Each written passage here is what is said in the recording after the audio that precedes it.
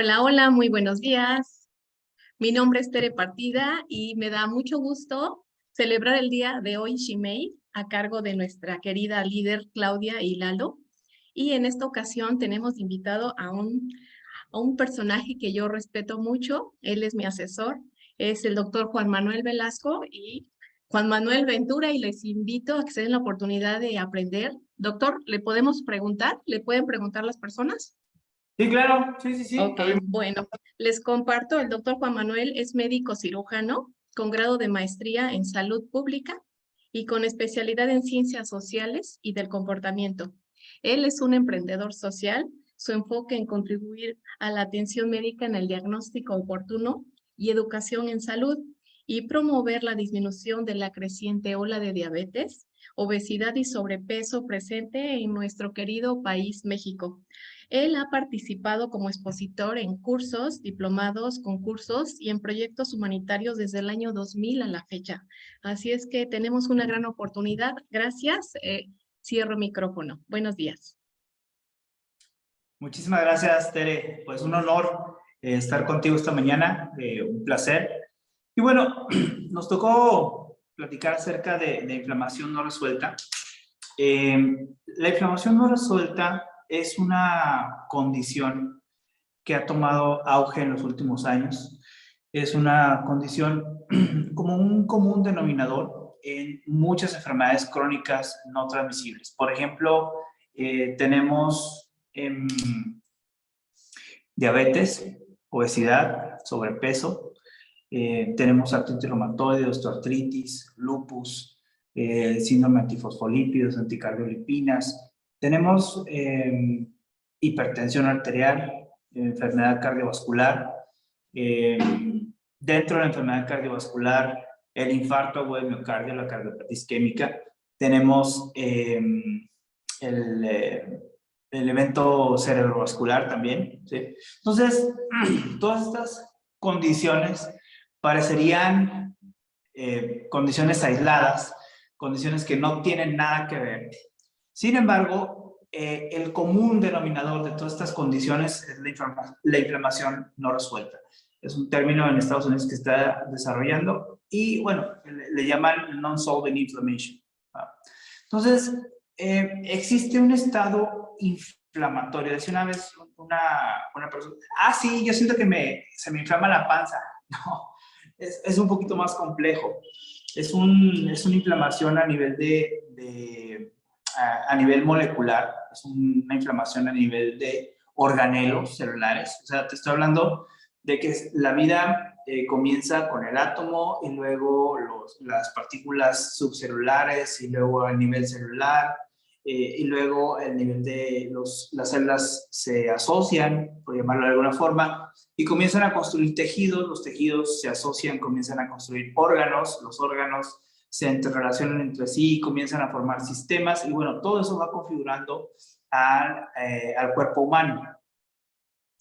Esta inflamación no resuelta es un estado donde hay muchas moléculas en las que comienzan interleucinas, citoquinas, ácidos, radicales libres, que comienzan a generar un estado inflamatorio a nivel celular. Esta inflamación celular persiste en todos los tejidos, en toda la economía de órganos y sistemas. Y comienza a haber mecanismos averiados para reparar esta inflamación. ¿Sí? La célula tiene un proceso de control de calidad en la que identifica cuando hay una transcripción genética, ahí ya empieza a rozar un poco el tema de cáncer. Comienza cuando el cuerpo hace una transcripción genética, copia o va a generar una célula nueva. Hay un sistema, hay un departamento de calidad en la célula que identifica las partículas que están dañadas o las partículas que están averiadas y las desecha porque no cumplen con los estándares de calidad necesarios para tener una hija célula sana. Entonces, estos mecanismos celulares de control de calidad se ven averiados en la inflamación no resuelta. No nada más para la transcripción, sino para otros procesos. comienzan a generarse o elevarse los famosos radicales libres, estas sustancias que son altamente oxidantes con el cuerpo. Y cuando el sistema está averiado, no puede detoxificarse eficientemente. Se empieza a quedar con todo ese acúmulo de sustancias tóxicas del cuerpo. A eso le vamos a sumar que el cuerpo constantemente está interactuando con el medio ambiente. Así como los barrotes de una casa que todo el año están expuestos a la primavera, a la lluvia, al verano, al polvo, al sol, al calor, a la nieve. Y luego poco a poco el metal se va oxidando, se va echando a perder. Lo mismo va pasando con el cuerpo. Todos los días desayunamos, comemos, cenamos. Y a través de lo que comemos, incorporamos todas aquellas sustancias que pueden contribuir a la oxidación y que pueden contribuir a la expresión de radicales libres por toda la serie de toxinas que consumimos. Los frutos, por ejemplo, las verduras que consumimos, pues están expuestas a los metales pesados, por ejemplo, a los pesticidas, a todas aquellas sustancias o aquellas estructuras que están genéticamente modificadas, que no sabemos cuál va a ser el efecto que puedan tener en nuestro cuerpo. Por ejemplo, otra sustancia a la que estamos expuestos es el glifosato. Y hay altas concentraciones de glifosato en la población que comienza este glifosato a manifestarse como malformaciones congénitas por los efectos que tiene sobre nuestro ADN, ¿no? Entonces, esta interacción constante del el animal que te comes, ya sea pez, pescado, ya sea carne de origen animal, bueno, pues contiene la medicación, contiene hormonas, contiene lo que se está comiendo el animal, que son granos genéticamente modificados, que están desarrollándose en un terreno, en un sustrato que está lleno de metales pesados, de toxinas, de glifosato. Entonces, a eso le llamamos bioacumulación, ¿sí? Entonces, esta bioacumulación pues, va para adentro. Cada vez que te sirves el bistec, que te comes el pollo, que te comes el huevo, o que tomas agua, ¿no? Por ejemplo. Todo eso lo vamos sumando al cuerpo, a un cuerpo que está en constante inflamación y que no puede resolver su estado inflamatorio normal. Entonces, a través de la alimentación, pues es estar echando más leña a la hoguera. Entonces, este estado inflamatorio constante es, como lo digo, es un rasgo característico de esas enfermedades de la civilización. Por ejemplo, la hipertensión arterial, se ven los radicales libres van lastimando el endotelio vascular, que es la capita que recubre los vasos sanguíneos, y se afecta el endotelio y se afecta la producción de óxido nítrico. El óxido nítrico es una sustancia que va a permitir que los vasos sanguíneos se relajen y se contraigan. Al no haber esta relajación, contracción adecuada por la elevación de los radicales libres, comienza a haber el favorecimiento de la acumulación de placa, ¿no? Los vasos sanguíneos se lastiman, se hace una rajadita y luego comienza a acumularse calcio, comienza a acumularse macrófagos, comienzan a acumularse colesterol, LDL, triglicéridos, ¿no? Y poco a poco ese vaso sanguíneo se va cerrando y te va a generar un evento cerebrovascular o te va a generar un infarto, un evento cardiovascular. Porque hay que recordar que los infartos no nada más ocurren en el corazón, existen en las extremidades, en el intestino, en el riñón. Y este estado inflamatorio de los vasos sanguíneos va a persistir, ¿no? Por ejemplo, en el tema de diabetes, este estado inflamatorio, muchas veces antes de acabarse la reserva pancreática que hay de insulina, bueno, los islotes de Langerhans, que son los encargados o las células encargadas de producir la insulina, se apagan de repente por el estado de hiperinsulinemia que se genera, se congelan los islotes, dejan de producir insulina por una glucosis tóxica y, bueno, ahí se va complejizando más la cosa, ¿no? Porque el excedente de insulina comienza también a lastimar al tejido, a los vasos sanguíneos, se eleva la presión arterial, más riesgo cardiovascular, etcétera, ¿no? Entonces, lo vas regulando o lo vas curando o vas alimentando la enfermedad dependiendo de lo que estés comiendo, ¿no? Hay, por ejemplo, enfermedades inflamatorias como la artritis reumatoide, en el que las articulaciones, hay una constante destrucción del tejido articular por la acumulación de complejos autoinmunes, de complejos antígeno-anticuerpo que se depositan en las articulaciones. Y estos complejos antígeno-anticuerpo tratan de ser eliminados por el mismo cuerpo. El mismo sistema inmunitario lo sigue reconociendo como algo ajeno y el antígeno, este complejo es minado dentro de la articulación. Es como si tú vieras pasar aquí una cucaracha y yo agarro una granada de fragmentación, se la aviento, pues sí mato la cucaracha o a lo mejor no, pero ya le di en la torre a la cochera, a la alberca, a la pared, o sea, ya es un desorden en la casa. Y eso es lo que pasa muchas veces con la artritis reumatoide. Las articulaciones se van degradando por la misma reacción inflamatoria, por el mismo mecanismo que tiene el cuerpo de quererse defender a sí mismo, ¿no?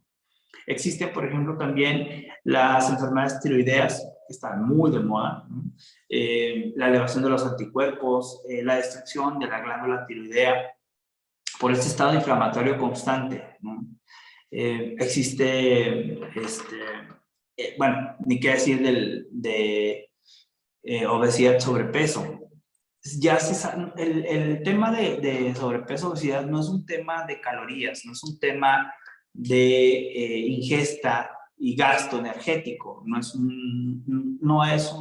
una condición que obedezca a las leyes de la termodinámica, en la que tantas calorías ingieres, tantas calorías tienes que quemar para poder operar o para lograr el peso adecuado. No.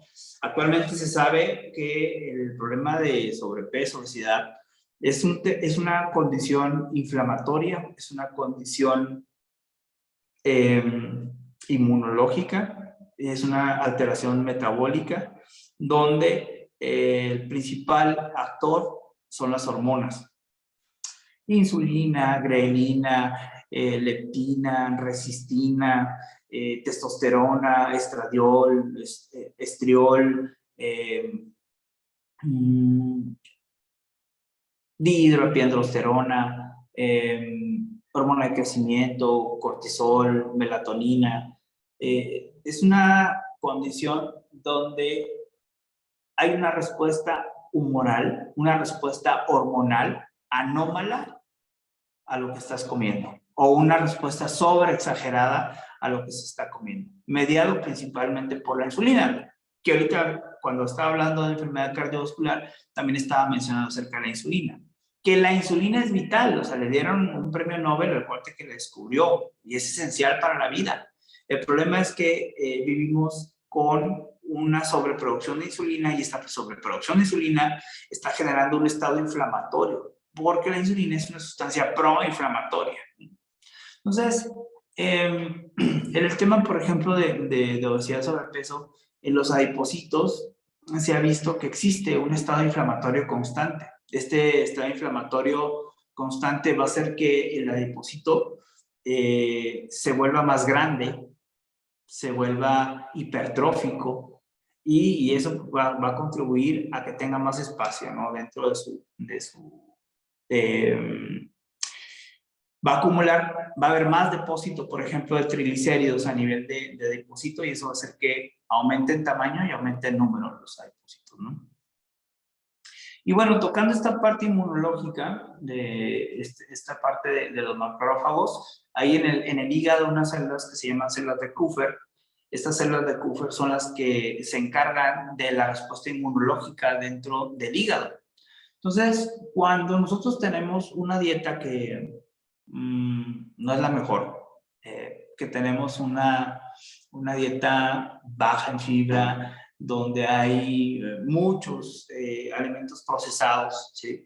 Comienzan a florecer bacterias malas dentro del intestino, y estas bacterias malas, que son infinidad, son dos grandes familias, ¿no? Firmicutes, bacteroidetes, y comienza a generarse una condición que se llama síndrome intestino permeable, en inglés le llaman leaky gut syndrome, y las bacterias del intestino comienzan a traslocarse de la luz intestinal, es decir, comienzan a migrar las células de la luz intestinal hacia el hígado, y en el hígado comienza a haber un estado inflamatorio, porque la manera que el cuerpo tiene de defenderse de las bacterias, pues es inflamando.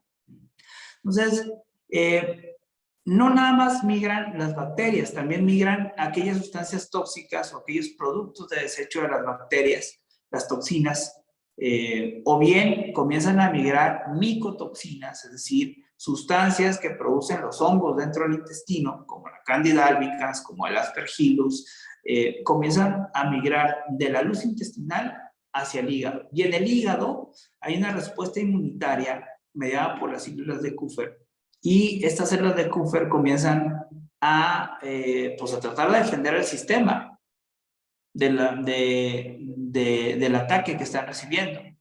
Comienza el hígado entonces a inflamarse. Y cuando el hígado se inflama, favorece a la insulinoresistencia. Y la insulina sigue dando más vuelta en el sistema y sigue inflamando.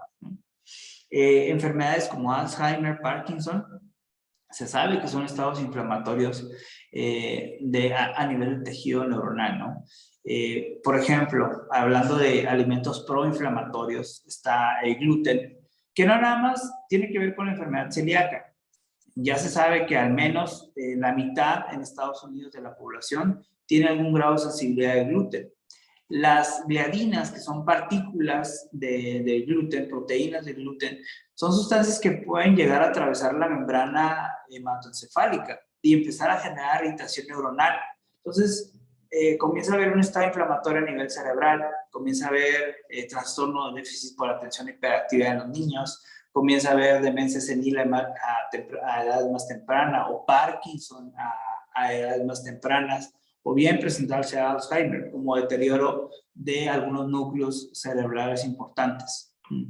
Entonces, el gluten es uno de los principales sustancias proinflamatorias, ni qué decir a nivel intestinal, que genera o que contribuye a que se desarrolle este síndrome intestino permeable, y que las sustancias que son tóxicas, o bueno, que son productos de desecho, regresen al torrente circulatorio a través de la circulación hepática, ¿no? Existe la fructosa, por ejemplo, el azúcar de las frutas. También el ser humano está programado para poder procesar alrededor de 15 gramos de fruta. Cuando nosotros excedemos de esa cantidad de frutas que podemos consumir, bueno, se genera a nivel hepático, se genera inflamación, se genera sustancias derivadas de la fructosa que van a contribuir a la insulinoresistencia a través de los diglicéridos, que van taponeando los receptores para la captación de insulina. Tenemos, por ejemplo, el maíz, que en México pues, somos la cultura del maíz, ¿no? El problema es que el maíz contiene micotoxinas que van a contribuir a la permeabilidad intestinal. El maíz es un precursor hormonal de estrógenos, entonces es una de las principales causas de ginecomastia en los niños chiquitos, ¿no?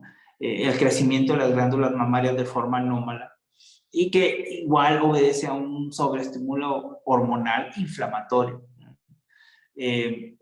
Mucho del maíz que consumimos en México, son billones de toneladas que México importa de maíz, y que son sustancias pues, genéticamente modificadas. Es un maíz que no es el maíz ancestral, es un maíz modificado genéticamente para ser sensible, para ser inmune al Roundup, ¿no? A este pesticida que da, de modo que se muere la maleza y el maíz ahí está paradito, bonito, blanco, rutilante, con unos granotes así preciosos, y que pues son agradables a la vista, ¿no? Entonces, esa es, por ejemplo, de las desventajas que tiene el maíz. Tiene un índice glicémico muy alto, De modo que cada vez que tú te comes una tortilla, pues estás ingiriendo alrededor de 2.5 cucharadas de azúcar. Entonces, eso va a elevar la producción de insulina, ¿no? Por cada tortilla que te comes. Entonces, la fructosa, el gluten, el maíz, el jarabe de maíz alto en fructosa, ¿no? También que contienen muchos de los productos que consumimos en el día con día, va a estimular la sobreproducción de insulina. Y esa sobreproducción de insulina, bueno, ya lo he explicado, va a generar o va a contribuir inflamación en los tejidos, ¿no? Existen otros alimentos, por ejemplo, el atún, que es está por el ecosistema en el que crece, nace, se desarrolla el atún, comienza a acumular grandes partículas de mercurio. Y me dicen, no, doctor, pero el atún de lata no, el natural, viene de donde mismo. La biología de la reproducción del atún es la misma, entonces es de los alimentos de origen marino que más mercurio va a tener. Y el mercurio va a irrumpir en ciclo de Krebs, va a impedir la formación de ATP a nivel subcelular, a nivel mitocondrial. Entonces, el atún va a hacer cortocircuito en nuestra cadena respiratoria. Y por eso estamos cansados y no entendemos por qué estamos cansados. Y ahí andas inyectándote complejo B y Bedoyecta y queriendo pues, tratar de tapar el sol con un dedo, ¿no? Que es un poquito más complejo. Entonces, todos estos alimentos, los alimentos que están contaminados con metales pesados, los alimentos densamente energéticos, endulzados con jarabe de maíz alto en fructosa, la fructosa misma, el maíz, el gluten, todas estas sustancias van a estar generando un estado inflamatorio constante. Y el cuerpo, a través de sus mecanismos, no es capaz de resolver esa inflamación. Entonces, sobre un estado inflamatorio normal, sobre un estado inflamatorio averiado, le estamos echando más inflamación, más inflamación, más inflamación. El chiste es que se vuelve una capa muy densa y el cuerpo ya no reconoce la inflamación primaria, ¿no? Y se confunde y empieza este envejecimiento precoz o este deterioro precoz de nuestro estado de salud, ¿no?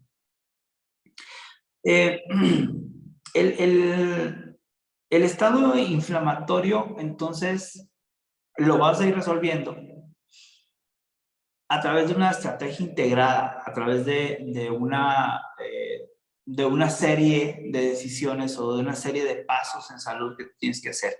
Y es cuando entramos ahí en el término de salutogénesis, es decir, no nada más atacar la enfermedad como tal, no nada más esta visión parcial, fragmentada de la atención de la salud, donde si te duele algo, pues te doy una pastillita, ¿no? O si te duele mucho, pues te doy 2.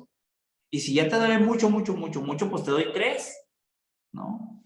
Y si te duele la cabeza, pues vas con el neuro. Si te duele la panza, vas con el gastro. Y si te duele el corazón, pues vas con Madame Sassou o no sé, ¿no? Entonces, tratamos de abordar la salud o de contribuir a la salud desde una perspectiva más integrada.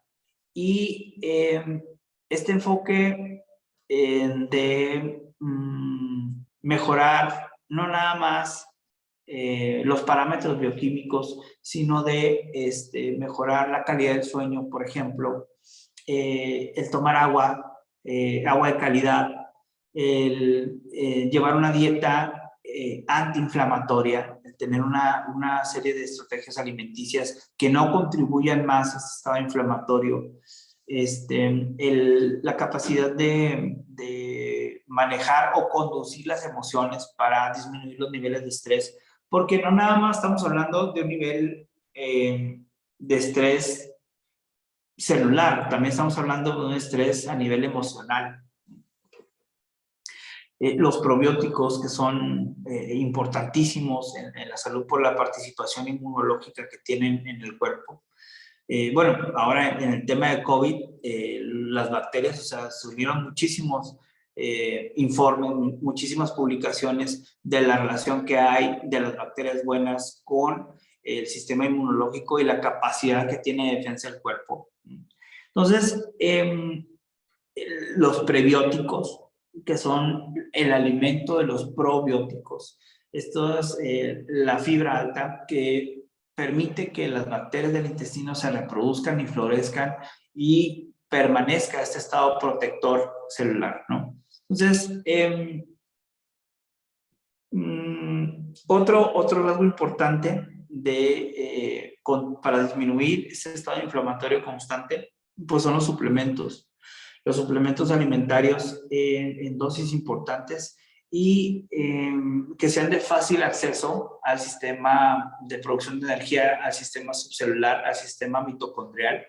Estos microelementos quelatados, por ejemplo, tienen mucho que ver. Entonces, es llevar una buena alimentación, una buena suplementación, porque es muy romántico creer que a través de la dieta pues vas a obtener todo lo que necesitas. O sea, sí, pero no. Necesitas suplementar con micronutrientes, grado farmacéutico o en dosis terapéuticas para que puedas mejorar el estado de salud. Entonces, la dieta, los suplementos, los medicamentos, si es necesario, si existe una condición de salud, bueno, pues hay que tratarla. El manejo del estrés, dormir, tener una buena calidad de sueño, mantener un buen estado de hidratación, los probióticos, los prebióticos, y bueno, hay que estar como chango de tres pistas con nuestra salud, ¿no? Tratando de hacer lo mejor que podamos en estas diferentes áreas que les propongo. Y no sé, Tere, si tengas alguna pregunta más, alguna duda más. Ok, pues muchísimas gracias, doctor. Muchísimas gracias. Yo tengo escritas algunas preguntas. Me gustaría que pudiera levantar la mano porque lo silencié. Pero mientras, me gustaría, doctor, pensando que las personas no están en el área de la salud, nuestra comunidad que está escuchando y las que nos van a escuchar, quisiera saber si pudieras ampliar lo de los adipocitos que se agrandan y que se hipertrofian. Si les puedes decir un poquito qué son los adipocitos. Los adipocitos son, es el tejido graso, es la grasita que está debajo de la piel. Debajo el cuerpo humano tiene dos compartimientos de grasa. Uno está debajo de la piel y el otro está envolviendo los órganos. Una es la grasa corporal y otra es la grasa visceral. La grasa visceral está compuesta de células especializadas en esa tarea y se llaman adipocitos. Los adipocitos son bodegas donde se almacena energía. ¿Para qué? Para proveernos de energía cuando estamos en periodos de ayuno. El principal sustrato energético que se guarda en el adipocito es el triglicérido. El triglicérido lo hace el hígado a partir de los azúcares que consumimos. Entonces, nosotros consumimos carbohidratos, el hígado se encarga de ensamblar este carbohidrato, de agregarles unas moléculas de glicerol y se forma el triglicérido. Este triglicérido viaja al adipocito y ahí se queda anidado. Una de las funciones endócrinas, porque antes se creía que nomás era un relleno que nos protegía, que era una especie de aislante térmico, el tejido graso, pero no, ahora se ha visto que tiene propiedades hormonales y que tiene propiedades inmunológicas. Entonces, el adipocito es el encargado de almacenar y liberar leptina. La leptina es la hormona de la saciedad. Entonces, esa hormona, cuando hay alteraciones hormonales con la leptina, cuando hay alteraciones en su señalización, pues nos da hambre cada ratito. Y en lugar de hacer una comida o 2 o 3 al día, pues estamos piqui y no hay saciedad. ¡Ay, qué interesante! Muchas gracias. Todavía no levantan la mano, sigo preguntando. Cuando hay un estado inflamatorio averiado, ¿sí? La pregunta es si se puede medir por pruebas de laboratorio o pruebas de gabinete, simplemente como prevención o que la gente diga, yo me voy a cuidar. Buena pregunta, buena pregunta. Mira, a nivel de laboratorios de investigación, en algún momento estuvimos haciendo una estancia en el Texas Tech, ahí en El Paso, Texas, Y podíamos medir, pues a diestra y siniestra, el factor de necrosis tumoral alfa, interleucina 1, interleucina 6, pero a nivel clínico creo que todavía es difícil conseguir ese tipo de pruebas, ¿no? Lo más bueno, bonito y barato que se tiene es la proteína C reactiva ultrasensible, la velocidad de sedimentación regular, los niveles de vitamina D son muy importantes. Cuando hay niveles bajos de vitamina D, se sabe que hay un estado inflamatorio constante. Los niveles de insulina es un buen parámetro para determinar el grado inflamatorio que pudiera haber. Y de forma indirecta, pues vas interpretando, ¿no? Pero el gold standard serían las citoquinas y el factor de necrosis tumoral alfa. Digo, a nivel clínico creo que es difícil procesarlo y caro, pero a nivel de laboratorios de investigación es el pan de todos los días, ¿no? Ok, gracias. Doctor, y relacionado con eso, ¿me podrías compartir qué es eso? No sé si escribí bien, salutogénesis. ¿Cómo se Salud. escribe? Me encanta ese término. Es un término que han desarrollado en España. Y el enfoque médico hegemónico, el enfoque tradicional de alguien que fue a una escuela de medicina y se preparó X cantidad de años, es combatir la enfermedad. Es el enfoque médico. Vas y la preparación, o sea, de forma truncal, nos forman para combatir la enfermedad, pensando que la ausencia de enfermedad es salud. O sea, sí, pero no. ¿Qué pasaría si cambiamos la perspectiva y el paradigma? Y en lugar de hacer cosas para combatir la enfermedad, hacemos cosas para producir salud. Entonces, es un enfoque positivista de la enfermedad, es un enfoque más integrado y más orientado a una promoción y prevención de la enfermedad, promoción y favorecimiento de la salud, más que combatir la enfermedad. Es decir, ¿qué pasaría si yo me dedico y enfoco todo mi esfuerzo a mantener personas sanas?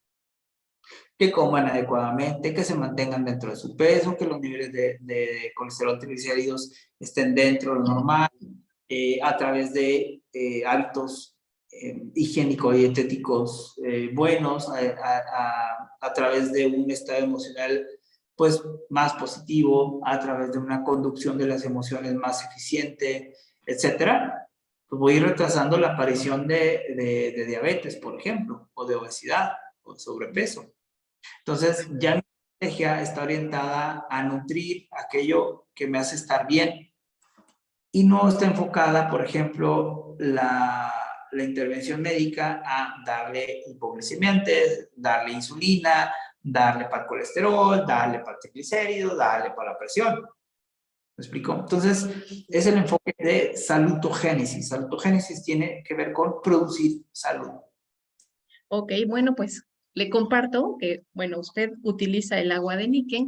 La filosofía oriental habla de eso, de prevenir en salud. Por eso este concepto que me estás diciendo, pues me da mucho gusto que ya exista. Eh, He visto, porque yo tengo un laboratorio de análisis clínicos, que en diferentes partes de la República, si las personas acostumbran a hacerse análisis para medirse el colesterol, la insulina, la tolerancia a la glucosa y todo eso, ¿qué creen? Los valores de referencia no están estandarizados. Entonces, aunque cada laboratorio reporta su número, resulta que cuando vas con el experto, en este caso el doctor Juan Manuel, con el síndrome metabólico, él tiene unas tablas donde dicen, espérate, aquí está muy arriba, aquí está muy abajo, entonces dense la oportunidad. No es Google Doctor el que, pues aquí dice que salí normal, porque ustedes interpretan su resultado, entonces ya no voy a hacer mi consulta, ya no voy a cambiar. Dense la oportunidad de saber que para eso hay especialistas y agradezco, doctor, ese grado, ese nivel que tienes, ese compromiso de estar explicando que a mí me súper encanta. Entonces, quería compartirles eso. El hecho de que una prueba de laboratorio diga que estás en rango normal, no quiere decir que sea el adecuado. Si pudieras agrandar eso, doctor, please. Sí, bueno, los parámetros de laboratorio es tiro por viaje, la consulta es bien simpático que las personas ya lo buscaron por Google, o bien como ya vieron que está dentro del rango de referencia, pues estoy muy bien, doctor, estoy súper bien. Pero bueno, para poder nosotros dar una opinión o dar un consejo respecto a un valor de laboratorio, pues al menos en mi caso son como 13 años de práctica médica, ¿no? Sin contar la formación, que desde los 15 años ando en la Cruz Roja y ver pacientes, ¿no? La otra es, ¿qué se está publicando actualmente respecto a tal o cual padecimiento, ¿no? Vamos a centrarnos en el tema de insulina, que es el que me fascina. ¿Qué es lo que se está la orillita del mar? ¿Qué es lo que está viéndose en los últimos días, ¿no? Estudiosos del tema, por ejemplo, muchos de los parámetros que yo utilizo para interpretar la insulina son trabajos del Dr. Kraft, que dedicó toda su vida a dedicar la insulina, ¿no? Las guías de práctica clínica de Cenetec, del centro que tenemos en México, un centro especializado en proponer homogeneizar procedimientos. Lo que se está publicando en Estados Unidos, lo que se publica en Europa, la experiencia clínica que tenemos nosotros. Entonces, hacemos una conjunción de todas esas variables, todas esas fuentes de información, la procesamos y entonces emitimos un diagnóstico. Y otra de las cosas que se tienen que tomar en cuenta es cómo está el paciente, ¿no? La clínica lo determina todo, porque muchas veces tienes un rango dentro de lo normal después de haber evaluado todo esto y el paciente sigue mal. Entonces, algo no está bien, ¿no? Sí, no, o sea, es muy complejo interpretar los laboratorios. No es como una maquinita que le metes la hojita y te pone todo en verde, ¿no? Con el QR y ya. Muy bien, doctor, muchas gracias. Lo que pasa es que es un mensaje para mi comunidad, para nuestra comunidad y todos los que nos vayan a escuchar, de que el hecho de recibir un resultado no quiere decir que estás capacitado para interpretarlo y que si amamos nuestro cuerpo tenemos que tener esa apertura de que alguien especialista me va a ver. Entonces, si alguien no sabía, cuando alguien tiene todas esas enfermedades no transmisibles que son relacionadas con la inflamación, eh, no resuelta, dense la oportunidad de pedir apoyo, asesoría. ¿Para qué? Para tener una mejor calidad de vida. Y seguramente aquí hay personas que tienen elevado el colesterol, los triglicéridos y que piensan que no pasa nada. Yo creo que con lo que nos platicaste de las venas, de que cómo se necrosa, se cierra y todas las enfermedades que hay, dense la oportunidad de cambiar de hábitos y relacionado con el maíz, que yo creo que aquí si les dijera, levante la mano quién come tortilla todos los días, es muy probable que todos lo hagan. ¿Qué relación hay con el maíz de masa azul? El maíz de masa azul es un grano ancestral. O sea, a eso Okay.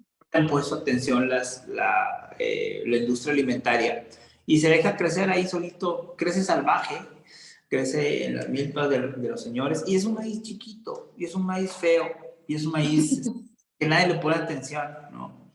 Pero esos granos no han sido modificados genéticamente, ¿no? Ok, gracias. Sí, porque digo, pues en la población todos consumimos maíz de masa, ¿qué se le llama? ¿Amarilla? Pues blanca. ¿Blanca? Ok, bueno, pues entonces ahora sí, muchas gracias. Voy a leer, o si usted, doctor, si gusta ver las preguntas para que sea más eficiente la comunicación. Déjame ver. Ok. Buenos días. Son varias. ¿Sí queda grabado? Sí, sí lo estamos grabando. Y se queda grabado. Ah, bueno, Bueno, uno, hay que checar que sea stevia, porque luego hay marcas que se parece el nombre. No es lo mismo stevia que Svetia, ¿no? Por ejemplo. Ya metí un gol ahí.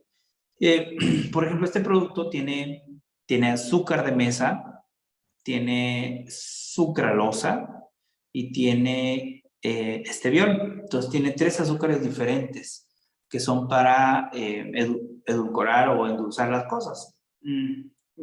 Contra la stevia no tengo absolutamente nada. Habría que revisar, por ejemplo, cuál es la respuesta hormonal que tiene la insulina, porque se ha visto que los edulcorantes artificiales, incluido el esteviol, puede hacer que haya expresión de insulina a nivel pancreático, no como el azúcar, sí en menor medida, y el uso constante del esteviol puede generar más resistencia a la insulina. Entonces, a reserva de que estés bien, puedes utilizar el stevia, ¿no? Dice, disculpe, yo tengo probióticos, pero cuando los tomo me inflamo el estómago y me estriño. ¿Cuáles son los que recomienda usted? O esos no me sirven. Utilizo Bioleven de 30 millones de probióticos. Bueno, no se puede como generalizar, habría que revisar el caso en particular. Ahorita existe una gran variedad de probióticos que contribuyen al sistema digestivo. Unos son probióticos que van a hacer que son para tratar diarreas, por ejemplo. Otros son para favorecer el tránsito gastrointestinal, ¿no? Entonces, hay probióticos que están relacionados con síndrome metabólico, que son para contribuir a disminuir obesidad, sobrepeso, diabetes, ¿no? Hay probióticos que tienen que ver con disminuir esta inflamación no resuelta, probióticos que tienen que ver con COVID, ¿no? Entonces, hay que ver la condición y utilizar los probióticos adecuados. Decir probióticos es decir como decir, perdón, hablar de probióticos es como decir carros, ¿no? Tengo en mi cochera o tengo en mi lote de carros 120 carros. Sí, güey, pero ¿qué son? ¿Es una pick-up? ¿Es un sedán? ¿Es una SUV? ¿Qué es? ¿No? Entonces, eso. Para este caso de inflamación, yo recomendaría algún probiótico que contenga Lactobacillus rhamnosus de la cepa de la subespecie GG. Lactobacillus rhamnosus, subespecie GG, ¿vale? Dice, ¿sí me escuchan? ¿Sí estamos ahí? Sí, doctor. Ok, gracias. Dice, además de utilizar los probióticos, los productos de níquel, ¿hay algún nutriólogo que nos recomiende para esa intención integrada que nos recomienda? Gracias. Pues, ahí, ahorita les paso mis datos. Dice, en su experiencia, ¿qué tanto influye la parte psicológica en la solución de la enfermedad? Híjole, eso es básico. Somos, por ahí estaba leyendo en la mañana que somos almas con cuerpo. Entonces, la parte de la psique es muy importante. Hay enfermedades que son psicosomáticas, es decir, enfermedades que comienzan a nivel mental y que van a desembocar en una condición física, psicosomáticas, es decir, somatizar la enfermedad por alguna razón.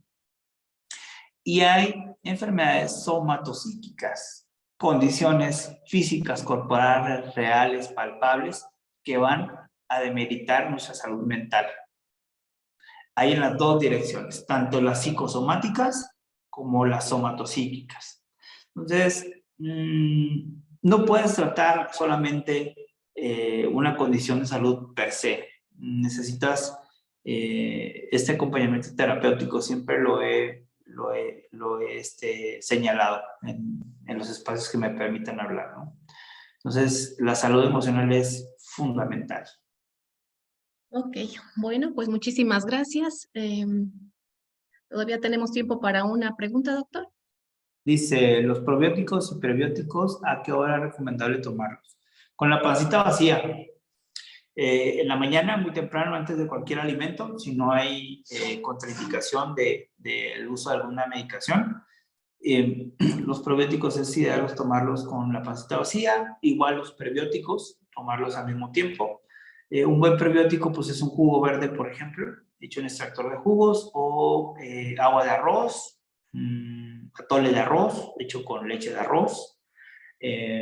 Por ejemplo, agua de avena también es un muy buen probiótico, es un muy buen prebiótico, solamente el agua de avena. Y el uso por ejemplo, esta cosa que se deriva del nopal, ¿cómo se llama? Del nopal. Bueno, del agave, hay un edulcorante que ahorita se me fue, que se deriva del agave también, y es un muy buen prebiótico, ¿no?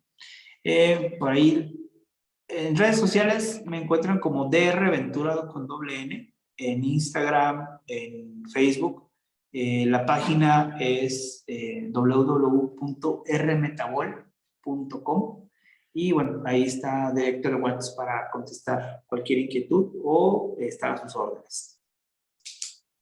Ok, pues muchísimas gracias, doctor. Voy a activar el micrófono por si alguien quiere, bueno, más que alguien, necesito que le demos un gran aplauso al doctor y le agradezcamos que haya hecho un espacio en su consulta que está súper comprometida. Muchísimas gracias. Espero en todos que nos sirva de experiencia para tener una mejor calidad de vida. Así es que he abierto los micrófonos. Muchísimas gracias, doctor.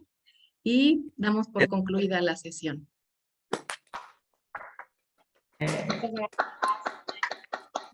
Muchas gracias.